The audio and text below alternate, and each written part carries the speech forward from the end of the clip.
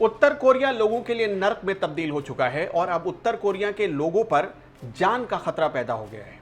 अगर उन्होंने टीवी देख ली, अगर कोई म्यूजिक सुन लिया और उसका सीधा ताल्लुक अगर साउथ कोरिया से होता है तो शायद उन्हें अपनी जान गंवानी पड़ सकती है। मीडिया और इंटरनेट पर सेंसरशिप है।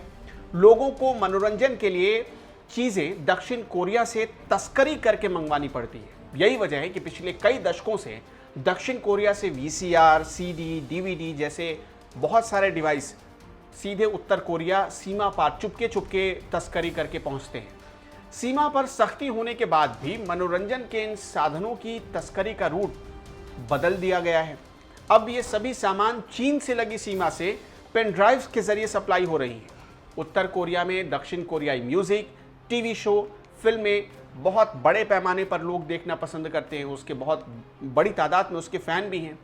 उत्तर कोरिया और दक्षिण कोरिया की भाषा, खान पान, संस्कृति, पहनावा बहुत हद तक एक तरह का लगता है, मिलता जुलता है। और इसी की वजह से उत्तर कोरिया के लोग दक्षिण कोरिया के पॉप, एक बार फिर से मैं बताना चाहूँगा, टर्म के पॉप को खूब पसंद करते हैं। उत्तर कोरिया में लोगों का सांस्कृतिक जीवन सरकार तय करती है, यानी किम जोंग उन तय करता है।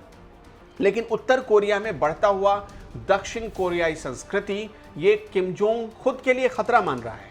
किम जोंग की टेंशन अब बढ़ गई है, इसलिए अब वो अपने ही लोगों को धमकी देने पर उतारू हो गया है। उत्तर कोरिया के तानाशाह किम जोंग उन ने के पॉप को पसंद करने वाले लोगों को खुलेआम धमकी दी है। उसने के पॉप को एक कैंसर की तरह बताया है। उत्तर कोरिया में अगर कोई भी के पॉप को सुनता हुआ पकड़ा गया या फिर साउथ कोरिया के किसी ड्रामे या फिल्म को देखता हुआ पकड़ा गया तो उसे लेबर कैंप में 15 साल की कैद होगी।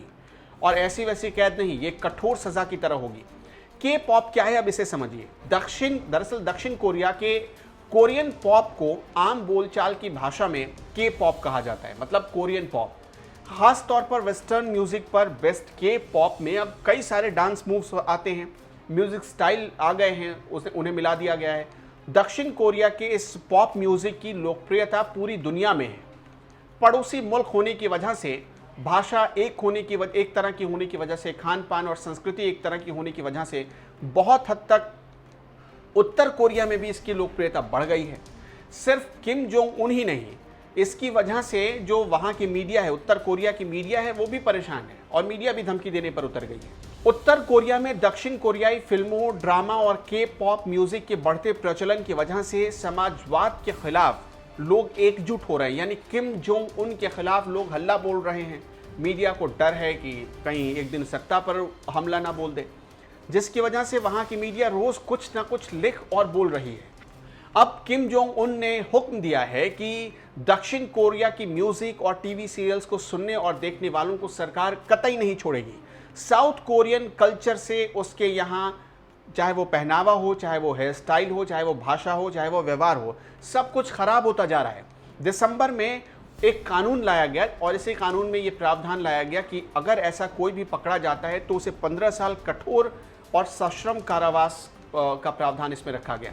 पहले ये सज़ा 5 साल की होती थी, लेकिन जो 2000, जैसे कि मैंने आपको बताया 2020 के दिसंबर में जब इसमें संशोधन हुआ तो इसे बढ़ाकर 15 साल का कर दिया गया। और तो और पेन ड्राइव्स, डीवीडी, वीसीडी की तस्करी करते हुए अगर कोई पकड़ा गया तो उसे सीधे गोली मार दी जाएगी, यानी उसे सीधे मौत की सज़ा दी जाएगी।